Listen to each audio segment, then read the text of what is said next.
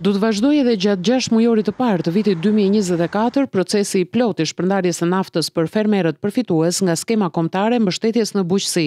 Në sajt të fondit shtesë prej 1.8 miliard lekë të alokuar nga qeveria në tetor të këtij viti. Një gjë e tillë është bërë ditur nga Ministria e Bujqësisë dhe Zhvillimit Rural Anila Denaj, e cila tha se ky është një lajm shumë i mirë për të gjithë fermerët që janë aktualisht duke marrë disbursimin për naftën si pjesë e skemës kombëtare. Kemi kërkuar një shtyrje për një afat për gjatë 6 muajve të parë të vitit 2024 në mënyrë që disbursimi i naftës të ndodhi me një ritëm më gradual dhe sipas nevojës së përditshme logjistike.